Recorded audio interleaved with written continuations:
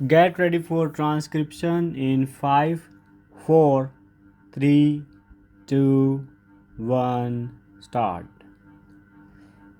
I am thankful to the organizers of this international exhibition on low cost housing for inviting me to inaugurate it. This exhibition, perhaps the first of its kind, focuses attention on one of the most pressing problems of today, the problem of housing. There is a shortage of housing everywhere. Nearly all the countries of the world today are faced with the problem of constructing more and more houses to cope with the increasing demand.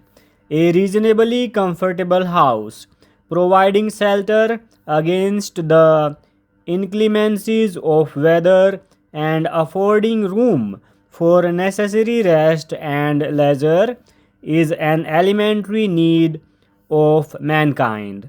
It is clear that if the present need is to be met to any reasonable extent, houses will have to be built on a huge scale.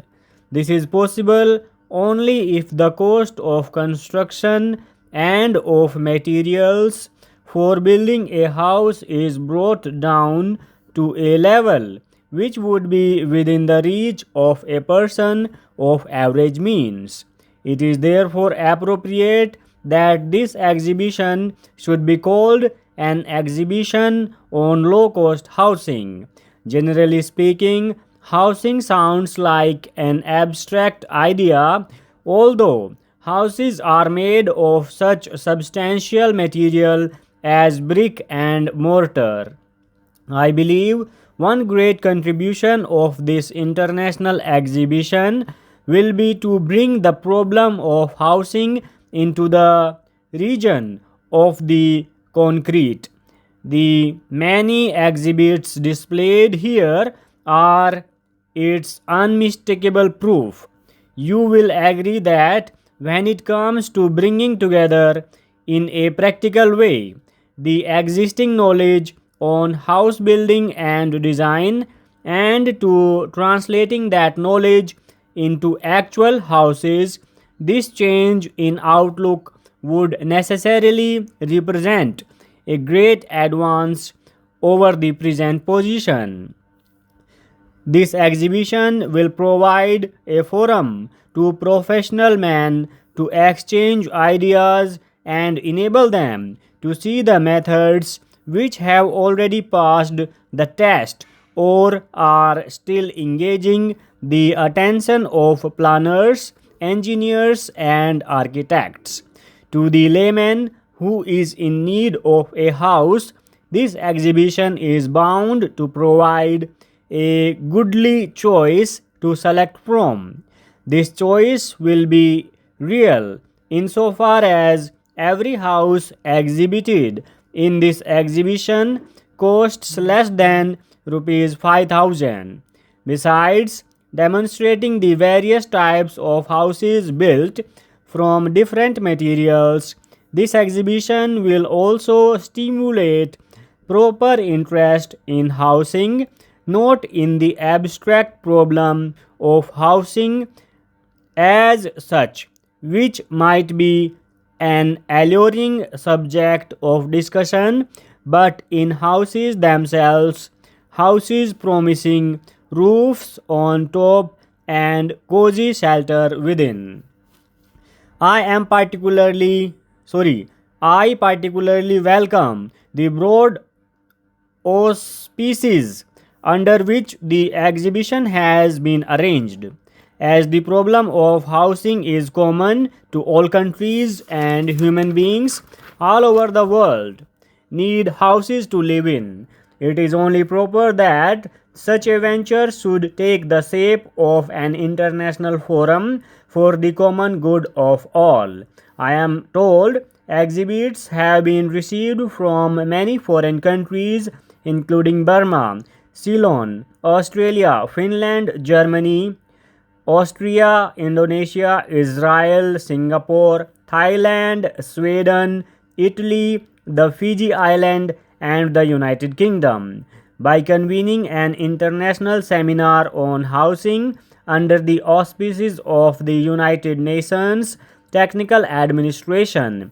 This exhibition has not merely added to its status but greatly widened its scope. This seminar, in which experienced architects and engineers from many countries are participating, will discuss such important subjects as improvement in building materials, construction methods, and programs for housing, etc.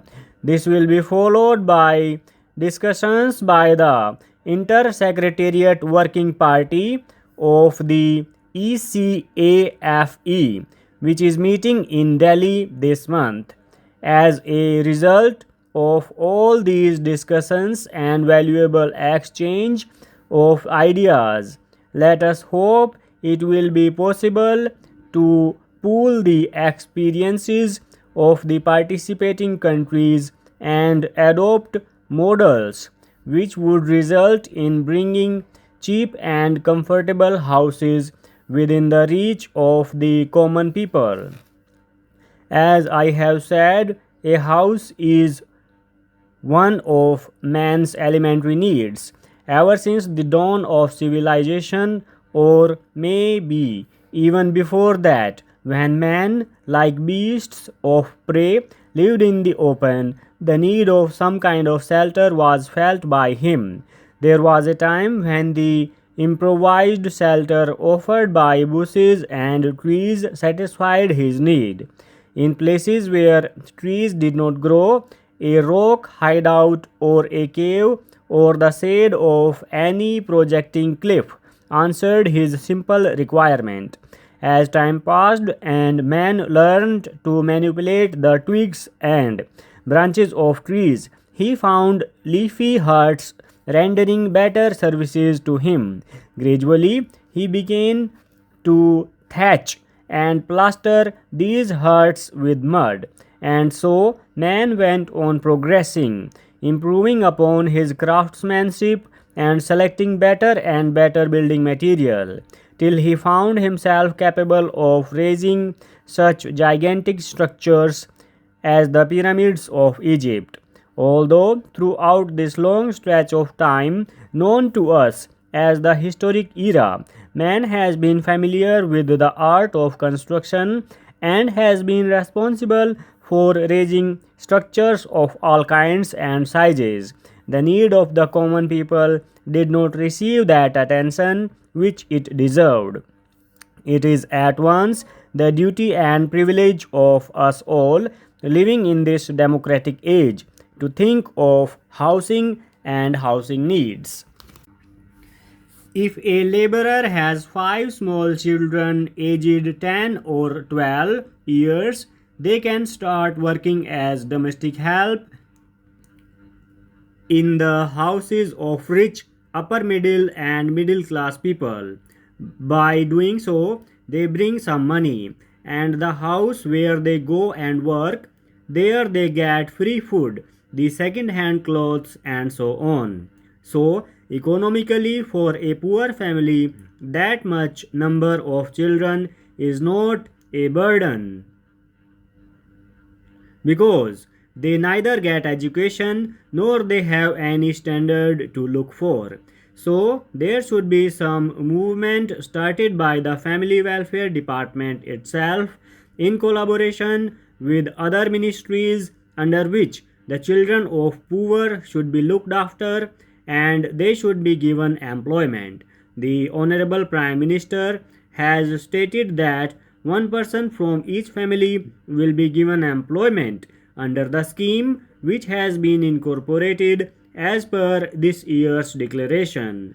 This program must be intensified with a view to giving them more respectful and proper employment. So far as education is concerned, I think the Education Ministry is not doing their bit as much as they can do. It has been found that Even in some states of our country where the literacy percentage is very high, like Kerala, the population has been much better controlled.